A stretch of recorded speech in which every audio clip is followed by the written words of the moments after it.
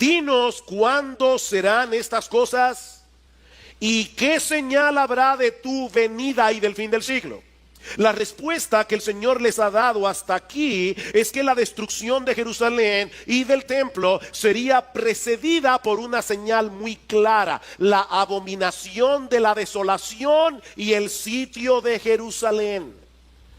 De hecho, como veremos en la mañana de hoy, Jesús les dice incluso que no habría de pasar esa generación antes de que todo eso aconteciera. Esta información era necesaria para que ellos pudieran escapar a tiempo.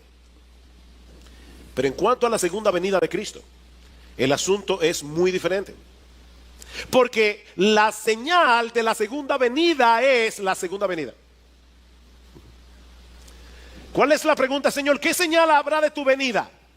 Mi venida. La señal de la segunda venida es la segunda venida. Hay una serie de eventos que van a acompañar el regreso de nuestro Señor. Lo vimos el domingo pasado. Pero mis hermanos, tan pronto esas cosas comiencen a suceder, ya no habrá margen de tiempo para hacer absolutamente nada. De ahí la advertencia del Señor: estén preparados. Estén preparados, porque ustedes no saben cuándo voy a regresar. Mis hermanos, no sabemos. No sabemos. Por lo tanto, estad preparados. De ahí el contraste tan marcado que nosotros vemos en estas dos secciones del pasaje que vamos a estudiar en la mañana de hoy. En la primera sección, en los versículos 28 al 31, el Señor trae algunas exhortaciones a la luz de la inminente destrucción de Jerusalén y del templo. Mientras que en la segunda sección, los versículos 32 al 37, encontramos algunas exhortaciones para los cristianos a la luz de la realidad de que no sabemos cuándo será la segunda venida. Y aquí es donde yo debo hacer una breve aclaración gramatical que es de mucha importancia para la comprensión de este pasaje. Muy importante. Lean una vez más el versículo 29 y leo de la Reina Valera.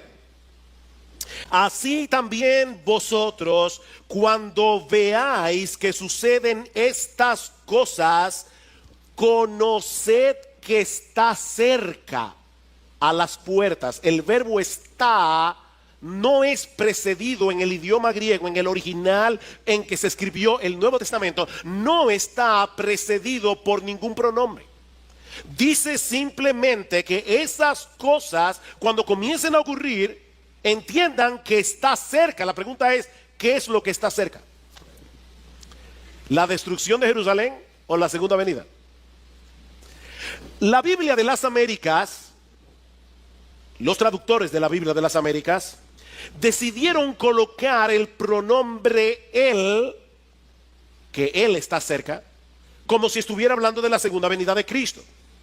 Yo creo que es mejor dejar el texto exactamente como está en la Reina Valera, que es la traducción literal del griego al español, dejando el sujeto indefinido, porque mi posición, y debo decir que la de varios comentaristas del Nuevo Testamento, es que el Señor está hablando de la destrucción de Jerusalén y del templo, que era el evento que habría de afectar de manera inmediata a los discípulos. Lean conmigo una vez más los versículos 28 al 30.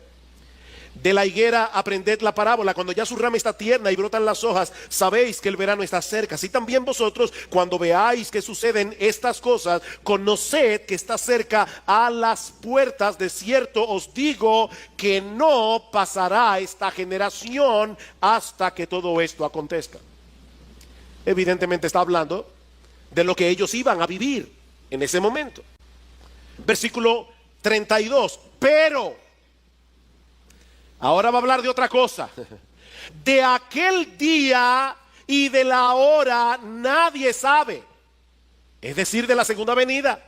Ni aun los ángeles que están en el cielo, ni el Hijo, sino el Padre. Mirad, velad y orad, porque no sabéis cuándo será el tiempo. Versículo 35. Velad pues, porque no sabéis cuándo vendrá el Señor de la casa. ¿Ven, hermanos, el contraste?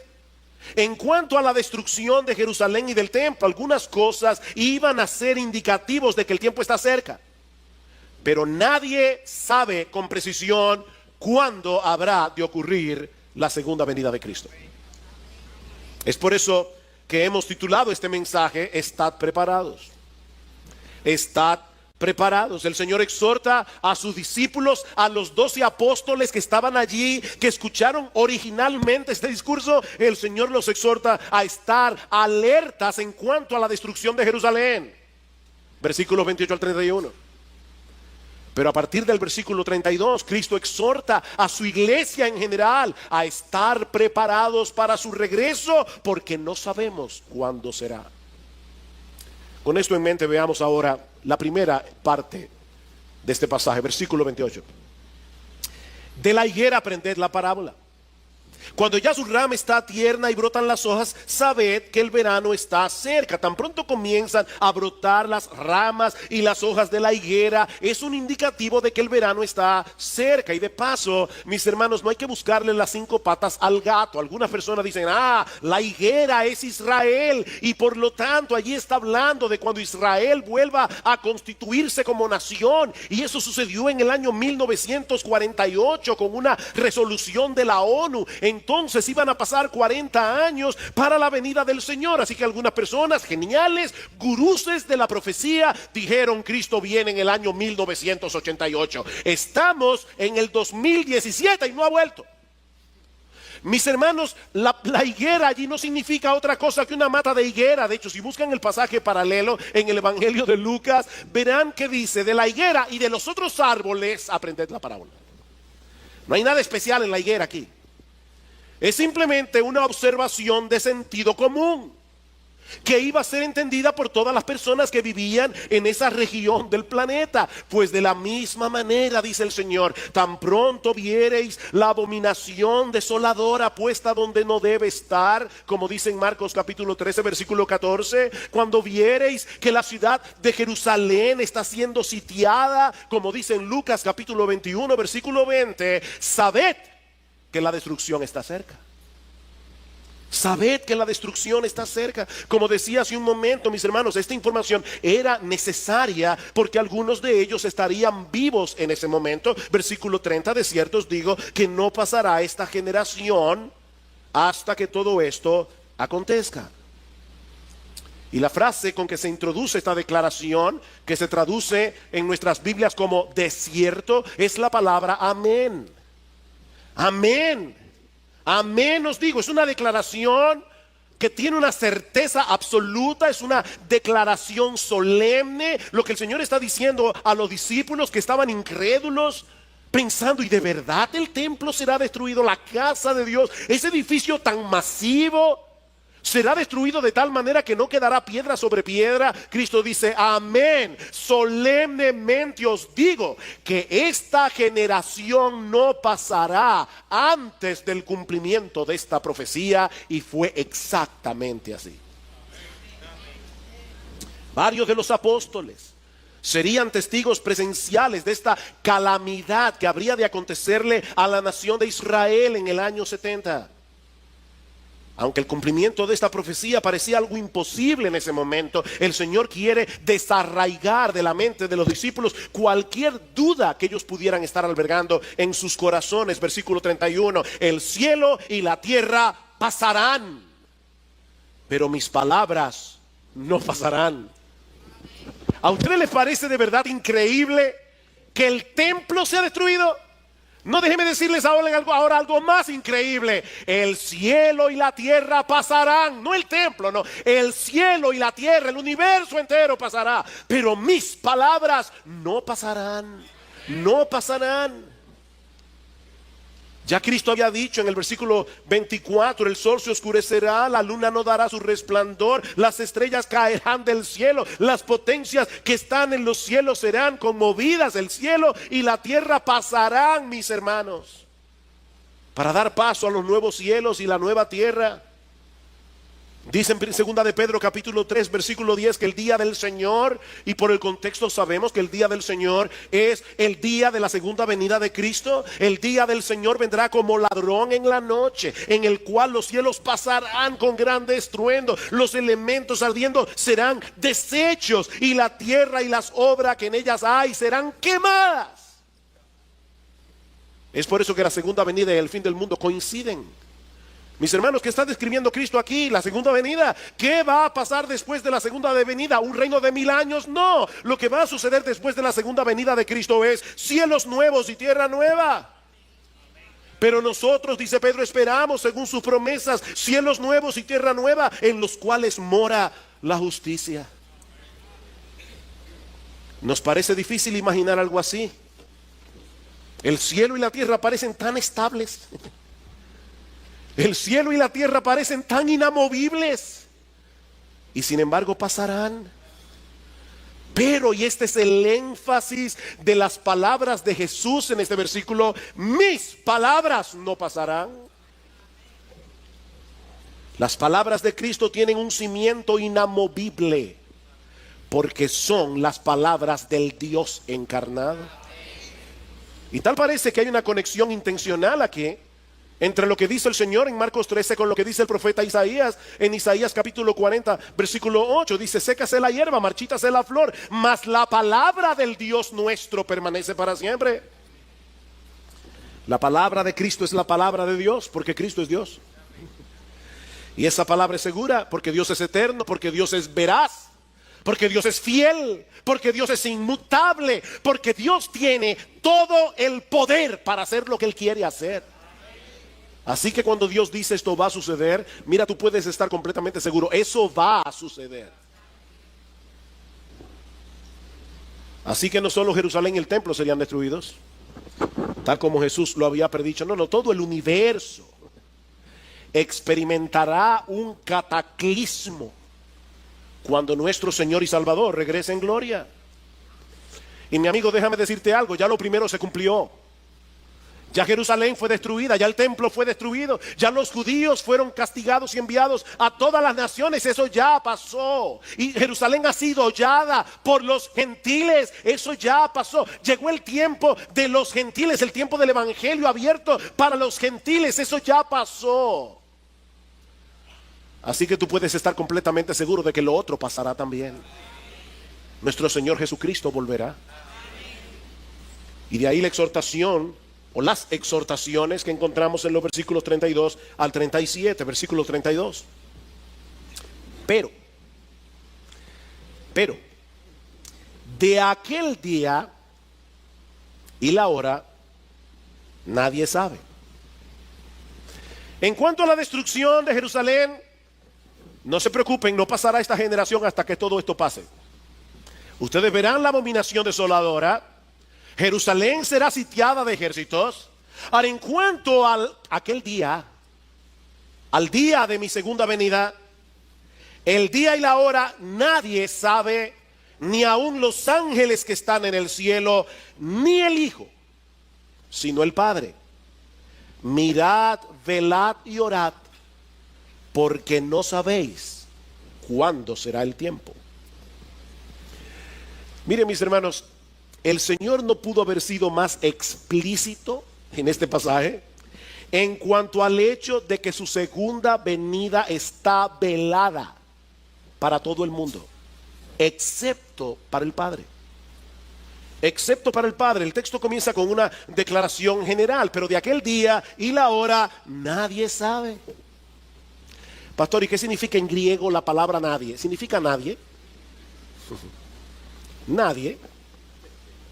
¿Quién lo sabe? Nadie. A nadie le ha sido revelado por el Padre el tiempo de la segunda venida. A pesar de eso, a lo largo de la historia siempre han aparecido individuos que claman tener ese conocimiento. Y algunos son tan geniales que, para no parecer que están violando la clara declaración del Señor, aquí dice: no.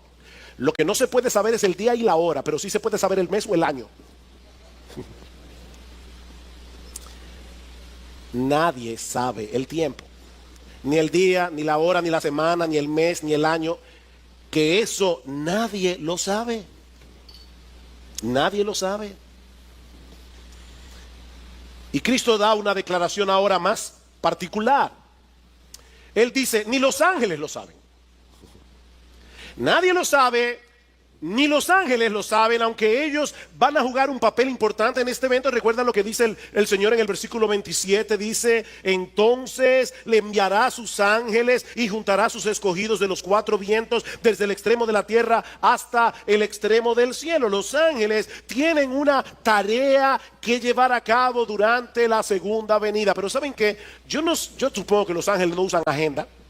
Hay muchos de nosotros que tienen agendas.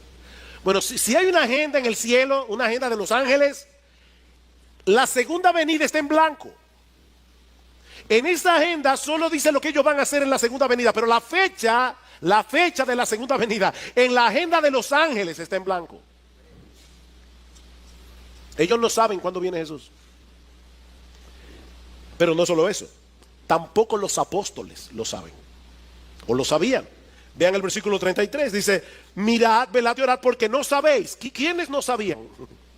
Los apóstoles que estaban escuchando a Jesús. No sabéis cuándo será el tiempo. Versículo 35, velad pues, porque no sabéis cuándo vendrá el Señor de la casa. Mis hermanos, los apóstoles que pusieron el fundamento sobre los cuales está edificada la iglesia de Cristo, como dice Pablo en Efesios capítulo 2, versículo 20, los que escribieron el Nuevo Testamento, donde están hoy las palabras de Jesús, ellos murieron sin saber el día de la segunda venida.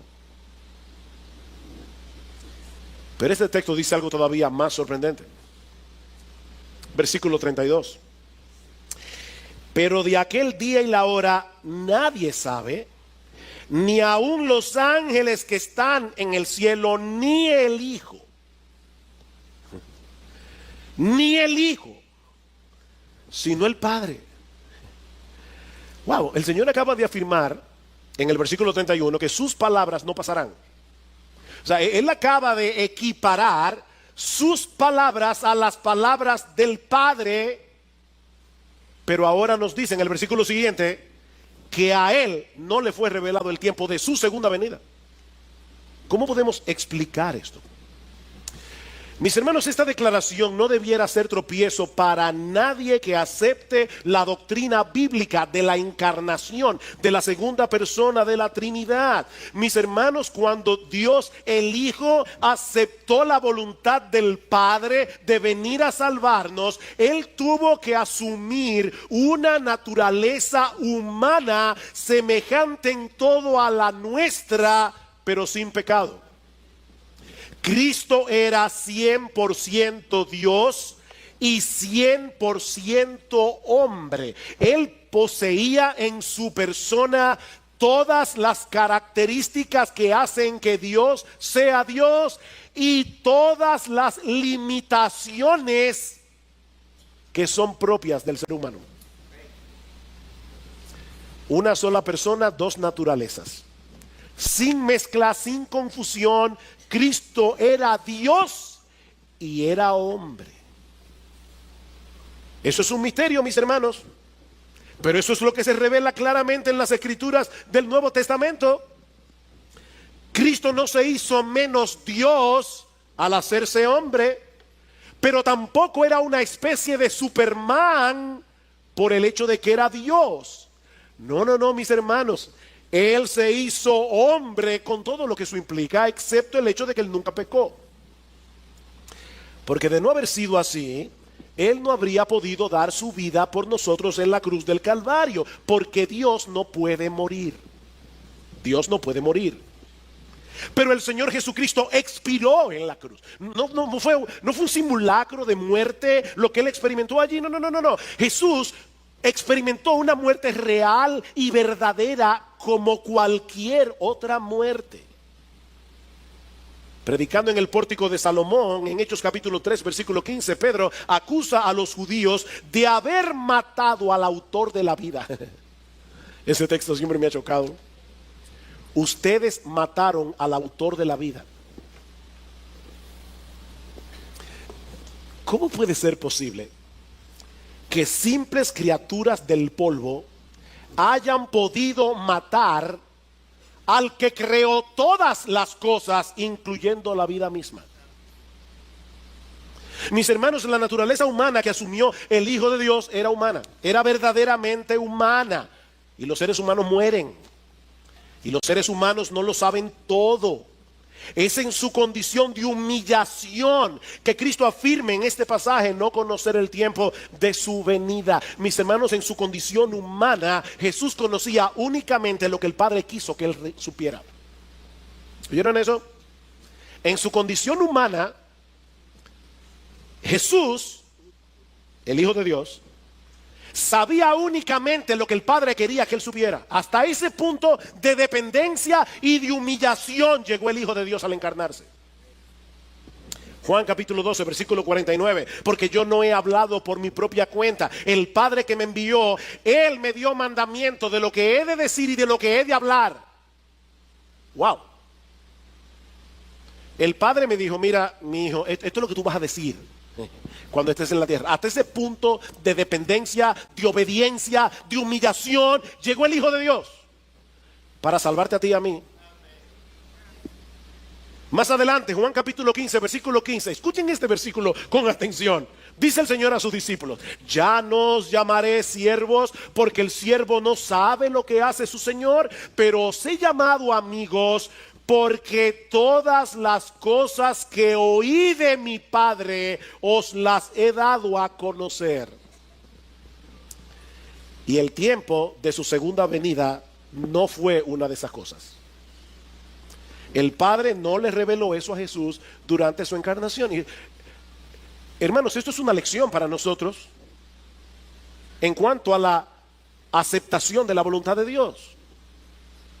Porque no vemos en la Biblia a Jesús diciendo: Padre, Padre, por favor, es mi segunda venida, es el tiempo de mi glorificación, por favor, dime un tips de cuándo es. No, el Padre le dijo: tú no tienes por qué saber eso. Y el Señor no tiene problema en decir: yo no lo sé. Como hombre no lo sé. En mi condición de humillación no lo sé. En mi naturaleza humana no lo sé. Ni el Hijo. Ahora, déjenme volver atrás. Hermanos, esta declaración de Jesús no debería ser causa de tropiezo. Esta declaración de Jesús debe ser causa de un asombro reverente. De un asombro reverente. La segunda persona de la Trinidad se hizo hombre para salvarnos. Verdaderamente hombre, con todas las limitaciones de la naturaleza humana, incluyendo la limitación del conocimiento. Porque de no haber sido así, Cristo no nos hubiera podido salvar. Él tenía que ser Dios y hombre. No Dios hombre. Porque eso ya sería una tercera categoría. Ni Dios ni hombre. Es Dios hombre. No. Él no es Dios hombre. Él es Dios y hombre. Él lo sabe todo, no lo sabe todo. Él es todopoderoso, es débil y murió en debilidad. Es eterno y murió en la cruz. Puede estar en todas partes y no puede estar en todas partes. Pastor, explíqueme eso.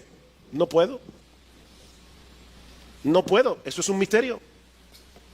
Pero eso es lo que dice la Biblia. Ahora, de paso, hermanos, esta es una prueba contundente a favor de la integridad de las Escrituras. Piensen en esto. Cuando se escribieron los evangelios, la iglesia estaba por todo el imperio romano predicando que Jesucristo, siendo Dios, se hizo hombre para salvarnos. Si los apóstoles no hubieran sido inspirados por el Espíritu Santo y ellos hubieran inventado lo que escribieron en los evangelios, miren, probablemente ellos no hubieran puesto ese versículo ahí. Porque ellos sabían que eso podía atentar contra la deidad de Cristo, como de hecho hacen los testigos de Jehová en el día de hoy, que son unos herejes. Porque no creen que Cristo es Dios. Eso es una herejía. Pero ellos fueron inspirados por el Espíritu Santo. Y por lo tanto ellos escribieron con exactitud lo que Jesús dijo. Y lo que Jesús dijo es que del día y la hora nadie sabe, ni el Hijo, sino el Padre. Y ellos escribieron eso inspirados por el Espíritu Santo. Versículo 33.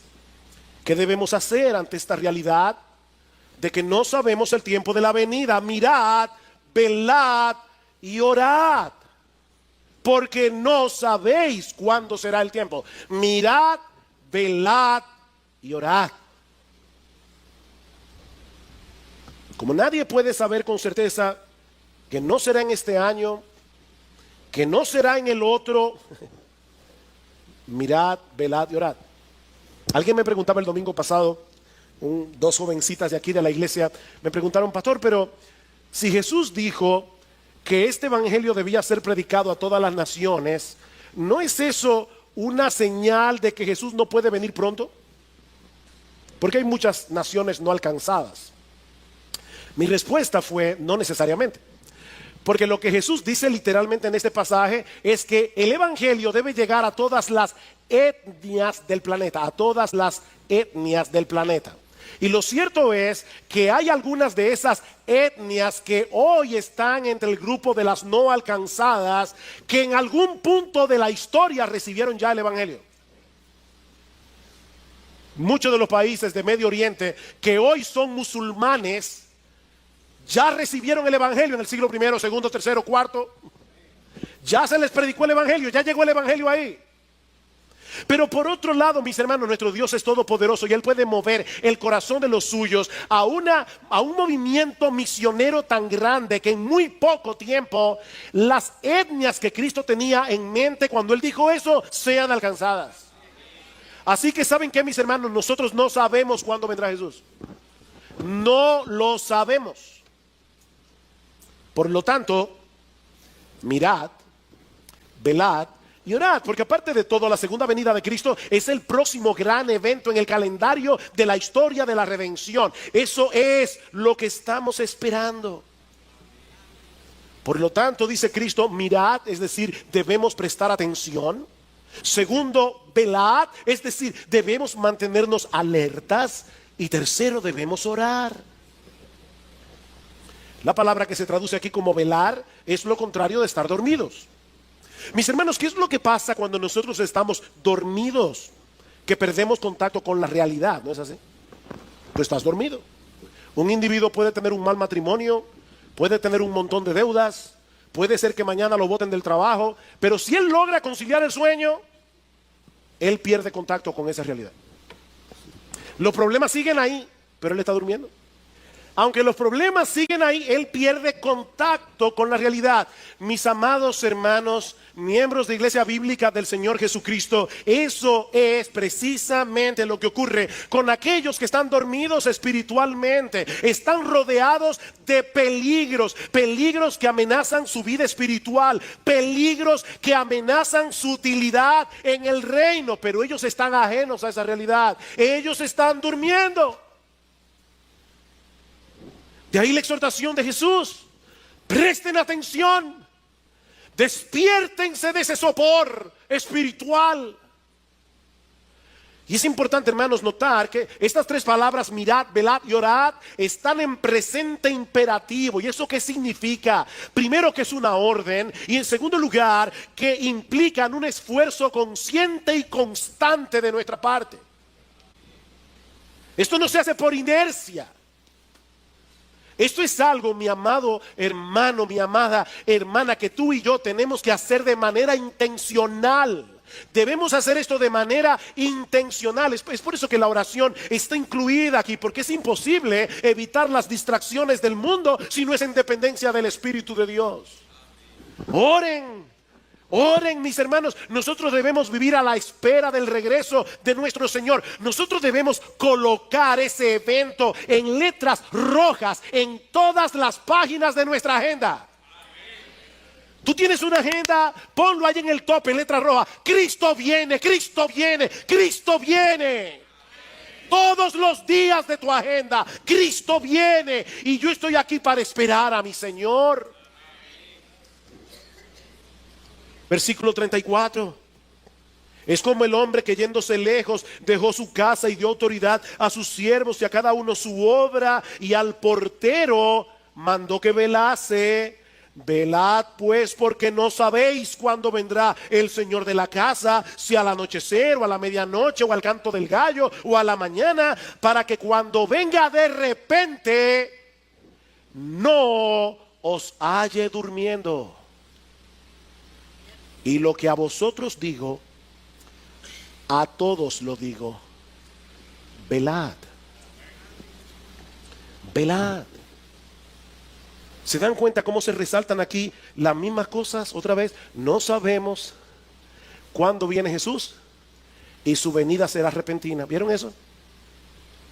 Para que cuando venga de repente no os haya durmiendo. Cada uno debe mantenerse espiritualmente despierto para poder hacer lo que Cristo le encargó que hiciera de acuerdo a sus dones, de acuerdo a sus oportunidades. Mi hermano, tú fuiste salvado por Cristo para hacer algo. Él te dio dones.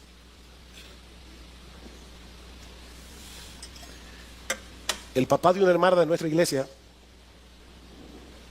tenía una empresa que era vigilada por 2 guardianes nocturnos.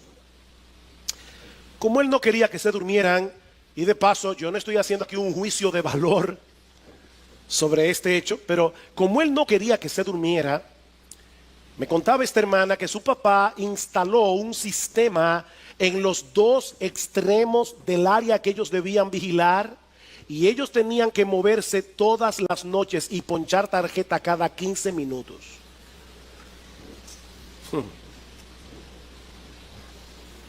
Cada 15 minutos, ¡pac! Y volver otra vez, la noche entera. La noche entera. ¿Saben qué, mis hermanos? Nuestro Dios en su gracia ha instalado un sistema para que tú y yo nos mantengamos despiertos. Espiritualmente despiertos. Nuestro Dios nos ha dado todos los recursos espirituales que nosotros necesitamos, pero ¿sabes qué, mi queridísimo hermano, hermana de IBCJ? Nadie puede hacer uso de esos recursos por ti. Eres tú el que debes mantenerse despierto. Eres tú. Eres tú el que tienes que leer diariamente su palabra. Porque la palabra es lo que nos da una dosis de realidad. La palabra de Dios. Nosotros tendemos como a ser pajaritos en el aire, pero la palabra de Dios nos aterriza. Sed sobrios y velad, porque vuestro adversario el diablo, como león rugiente, anda alrededor buscando a quien devorar. Sed sobrios, tengan buen juicio, porque estamos en una batalla y el enemigo que tenemos en contra es un enemigo formidable. Sed sobrios. No estamos en un picnic en el Parque Mirador, estamos en un campo de batalla. No aflojes tu fusil y no te duermas, que te pueden dar un tiro en la cabeza cuando menos te lo esperas. Sed sobrios y orad, porque es a través de la oración que nosotros obtenemos la ayuda necesaria para enfrentar al enemigo. Mi hermano, ¿tú quieres permanecer despierto? Mantente cerca de la palabra, mantente cerca de la oración, porque no hay otra manera. Pero tampoco te alejes de la iglesia. Tampoco te alejes de la iglesia. Hay muchos que creen que pueden vivir sus vidas cristianas independientes de los demás. Pero mis hermanos amados, Dios no diseñó la vida cristiana para que funcione en aislamiento. Dice el autor de la carta a los Hebreos, y está advirtiendo precisamente en contra de la apostasía, dice: mantengan firme y sin fluctuar la profesión de nuestra esperanza, porque fiel es el que prometió. ¿Saben lo que dice inmediatamente después? Y consideremos unos a otros para estimularnos al amor y a las buenas obras, no dejando de congregarnos como algunos tienen por costumbre, sino exhortándonos, y tanto más cuando veis que aquel día se acerca. Ante la realidad de que nos acercamos cada vez más al encuentro de nuestro Señor, no dejemos de congregarnos, para que podamos estimularnos unos a otros al amor y a las buenas obras. Necesitamos el cuerpo de Cristo para mantenernos alertas, para mantenernos despiertos. Necesitamos exponernos a la predicación de la palabra. Necesitamos exponernos a las ordenanzas del Señor, como lo haremos esta noche, celebrando la Santa Cena. Oh, mis hermanos, despojémonos de todo peso y del pecado que nos asedia. para que podamos seguir corriendo con paciencia la carrera que tenemos por delante, porque muy pronto veremos a nuestro Señor. Despierta, mi hermano, si estás durmiendo. Despierta. Mantente alerta si estás despierto, pero no dejes de velar. Coloca delante de tus ojos ese día señalado en la agenda de Dios, para que nada te distraiga. Cristo viene. Oh, Cristo viene. Y levantarse cada mañana diciendo: ojalá fuera hoy. Ojalá fuera hoy. Hay veces que por razones ministeriales uno tiene que salir de viaje sin la esposa. Y cuando ya se acerca el día del vuelo de regreso a casa, uno está a veces tan emocionado por volver a casa y ver a la familia que uno no puede dormir. ¿No les ha pasado eso? Uno no puede dormir. Nuestro bendito Señor vuelve y nosotros estaremos para siempre con Él. Dice en Hebreos capítulo 9 versículo 28 que Cristo, habiendo sido ofrecido una vez para llevar los pecados de muchos, aparecerá por segunda vez sin relación con el pecado, para salvación de los que ansiosamente le esperan, dice el texto literalmente. Los que ansiosamente le esperan. Ese tipo de espera es lo opuesto al olvido. Ese tipo de espera es lo opuesto a la apatía. Es lo opuesto al descuido. Es lo opuesto a la distracción. La perseverancia es la marca por excelencia de la preservación divina. Hermanos, déjenme hacerles una pregunta. ¿La fe es un don de Dios? ¿Sí o no? ¿Y el arrepentimiento es un don de Dios? Sí, es un don de Dios. Ahora, ¿cómo yo sé que Dios le ha dado a alguien el don de la fe? Porque la persona cree. ¿Cómo yo sé que Dios le ha dado a alguien el don del arrepentimiento? Porque la persona se arrepiente. Bueno, ¿cómo yo sé que Dios está preservando a alguien? Porque esa persona está perseverando. La fe verdadera persevera hasta el fin, como vimos en el texto de Primera de Juan. Pero por otra parte, el autor también quiere ayudar a los verdaderos creyentes de esta iglesia a que puedan experimentar la seguridad de salvación. ¿Lo vieron en el versículo 11? Que muestre la misma solicitud hasta el fin para alcanzar la plena seguridad de la esperanza. Que puedan estar seguros de que son salvos.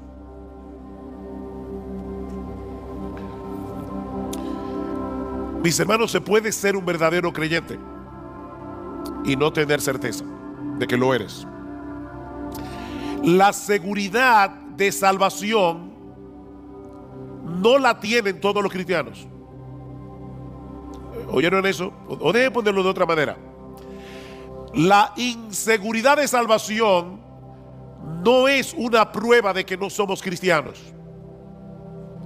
Hay muchos creyentes que van a llegar inseguros al cielo. Y hay muchos impíos que van a llegar seguros al infierno, creyendo que son creyentes. No todo el que me dice Señor, Señor, entrará en el reino de los cielos, sino el que hace la voluntad de mi Padre que está en los cielos. Así que la seguridad de salvación no es necesaria para ser salvo. Sin embargo, cuando un creyente no puede estar seguro de su salvación, no podrá disfrutar plenamente de la bendición de ser salvo, ni tampoco podrá correr bien la carrera. Noten el versículo 12. Porque yo quiero que ustedes alcancen la plena seguridad de la esperanza, a fin de que no seáis perezosos. El estar seguro te mueve a no ser perezoso. ¿Cómo podremos entonces obtener una plena certeza de nuestra salvación? ¿O cómo vamos a poder seguir avanzando hacia la madurez en nuestras vidas cristianas, de tal manera que podamos ser cada vez más útiles para el reino de Dios? Del versículo 12 nos dice dos cosas al respecto. La primera es que debemos seguir siendo diligentes en el cuidado de nuestras almas. Debemos ser diligentes en el cuidado de nuestras almas. Versículo 12. A fin de que no seáis perezosos, sino imitadores de los que mediante la fe y la paciencia heredan las promesas, para que no sean perezosos. Y la pereza de la que el autor está hablando aquí es una indisposición para el cumplimiento de nuestros deberes espirituales.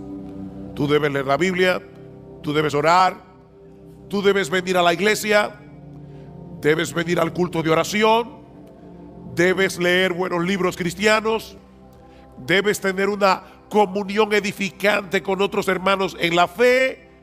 Esos son nuestros deberes espirituales, pero el perezoso, aunque lo sabe, no lo hace. Dice Salomón en Proverbios 26:13 que el perezoso siempre encuentra una excusa para dejar de hacer lo que tiene que hacer. El perezoso dice: hay un león en el camino, hay un león en medio de la plaza. Imagínense ustedes, yo quiero salir a trabajar, pero hay un león fuera de la puerta de mi casa, así que prefiero quedarme aquí seguro. O dice en Proverbios 15:19 que el camino del perezoso es como un seto de espinos. Él tiene un deber que cumplir, pero magnifica de tal manera los obstáculos que tiene por delante que termina dejando el asunto para otro momento. Y es interesante porque no es que el perezoso no desee estar en una mejor condición espiritual. No, de hecho en Proverbios 13:4 dice que el alma del perezoso desea, pero nada alcanza. Él desea, pero nada alcanza.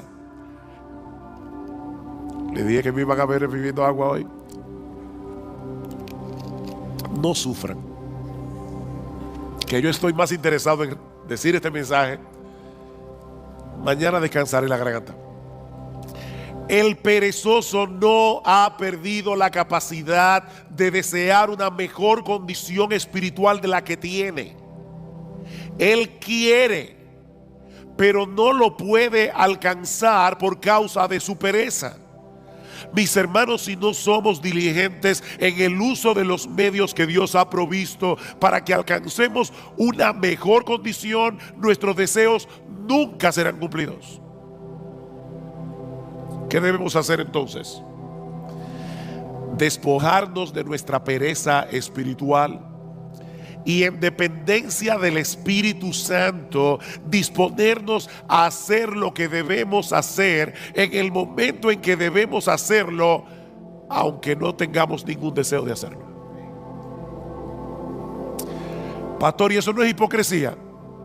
No, eso es diligencia. Eso es diligencia. Yo no tengo deseos de leer la Biblia hoy en la mañana. Pídele a Dios que te dé deseo, ábrela y léela. Yo como que no tengo deseos de ir a la iglesia hoy. Levántate, cámbiate y sin ningún deseo, ven a la iglesia. Ser diligente es hacer lo que tú tienes que hacer en el momento en que tienes que hacerlo, aunque no tengas ningún deseo de hacerlo. El crecimiento espiritual requiere un esfuerzo diligente de nuestra parte. Pero pastor, yo creía que la salvación era por gracia. Y lo que usted está diciendo de verdad parece oponerse a la doctrina de la gracia. Si es por gracia, yo no tengo que hacer nada para merecer la bendición de Dios. Tú tienes razón. Si es por gracia, no es por mérito. La gracia se opone al mérito, pero no se opone al esfuerzo. De hecho, Pablo le dice a Timoteo en 2 Timoteo capítulo 2: Timoteo, esfuérzate en la gracia. Esfuérzate en la gracia. La gracia se opone a nuestros méritos. La gracia no se opone a nuestro esfuerzo. Es en el contexto de nuestra diligencia que podemos disfrutar de la bendición de Dios. No porque ese esfuerzo nos haga merecer que Dios nos bendiga, sino porque Dios ha decretado que seamos bendecidos siendo nosotros diligentes, usando los medios de gracia, la lectura regular de la palabra, la vida de oración privada y corporativa, congregarnos con el pueblo de Dios en el día del Señor, participar de la Santa Cena como haremos esta noche, leer buenos libros cristianos. Dios ha decretado fortalecer nuestra salud espiritual haciendo uso de esos medios. Pero el hecho de esforzarnos por hacer esas cosas no nos hacen merecedores de nada, porque esa diligencia es impulsada en nosotros de pura gracia, en una forma misteriosa que nunca vamos a poder entender. ¿Qué dice Pablo? Por tanto, amados míos, como siempre habéis obedecido, no como en mi presencia solamente, sino mucho más ahora en mi ausencia, ocupaos en vuestra salvación con temor y con temblor, porque Dios es el que produce en vosotros así el querer como el hacer por su buena voluntad. ¿Quién produce el querer y el hacer? Dios lo produce. ¿Quién es el que tiene que ocuparse en su salvación? Tú y yo debemos ocuparnos en nuestra salvación. La obra de Dios nos impulsa a obrar. Y precisamente por eso Él se lleva toda la gloria en nuestro esfuerzo. Pero toda bendición que nosotros recibimos de la mano de Dios no es por nuestro esfuerzo, es por los méritos de nuestro Señor Jesucristo. Bendito el Padre, el Dios y Padre de nuestro Señor Jesucristo, que nos bendijo con toda bendición espiritual en los lugares celestiales en Cristo, según nos escogió en Él desde antes de la fundación del mundo. Todo lo que nosotros disfrutamos de la mano de Dios es únicamente por Cristo. O déjeme decirlo de otra manera: aún los medios de gracia que Dios nos ha provisto y el impulso para hacer uso de esos medios son un regalo de gracia. Pero somos tú y yo los que debemos disponernos a hacer lo que tenemos que hacer, no para ganarnos su favor, sino porque ya fuimos favorecidos. Así que no es un asunto de méritos, es un asunto de confianza en Dios. Una confianza que nos mueve a hacer lo que Él dice que debemos hacer para mantener una buena salud espiritual. Déjame hacerte una pregunta. ¿Qué debe hacer un hombre o una mujer para alcanzar una buena calidad de vida? En la Biblia dice que yo no puedo añadir a mi estatura un codo por más que me afane. O sea, yo me voy a morir el día que me voy a morir. Por eso alguien decía: come saludable, ve al gimnasio y muérete a pesar de todo. Eso no es lo que tú vas a ver en los gimnasios, pero es una realidad. Ahora, ¿qué debe hacer una persona para tener una buena calidad de vida? Bueno, debe mantener una dieta balanceada, un programa regular de ejercicios físicos, descansar apropiadamente y ese tipo de cosas. Dios ha diseñado nuestros cuerpos para que responda a la dieta, al ejercicio, al descanso. Si yo soy responsable en el cuidado de mi cuerpo, aún así puede ser que me enferme y que me muera antes de cumplir 40 años, pero lo cierto es que esas son las cosas que yo debo hacer en mi responsabilidad para tener una buena calidad de vida. ¿No es así? Si Dios determina otra cosa, amén, pero yo debo ser responsable en darle a mi cuerpo el cuidado que necesita. Ahora, cuando yo hago todo eso, como balanceado, hago ejercicio, descanso, ¿lo hago para merecer la salud? No es un asunto de méritos. Es un asunto de responsabilidad y de confianza en que Dios me dice que lo haga. Si yo estoy enfermo y me tomo la medicina que el médico prescribió, no es para merecer ser sanado, sino porque confío en el médico. ¿No es así? mi deseo de ser sanado y mi confianza en la capacidad del médico es lo que me hace hacer lo que él me dice. Bueno, hermanos, lo mismo ocurre con nuestra vida espiritual. Pablo dice a Timoteo: ejercítate para la piedad. O como lo traduce la Biblia de las Américas, disciplínate a ti mismo para la piedad. Eso es algo que nadie puede hacer por ti. No esperes que tú te vas a levantar por la mañana. Wow, qué deseo yo tengo de salir a correr 5 millas. No. A veces los que corren y hacen ejercicio físico no tienen deseo de levantarse, pero ellos lo hacen por responsabilidad. Pero tampoco esperes que todas las mañanas tú te vas a levantar con un impulso para leer tu Biblia. No, a veces tú vas a querer seguir durmiendo, pero debes levantarte como quiera, abrir tu Biblia y leerla. Ejercítate para la piedad. Disciplínate a ti mismo para la piedad. Ahora, nunca olvides que son medios de gracia.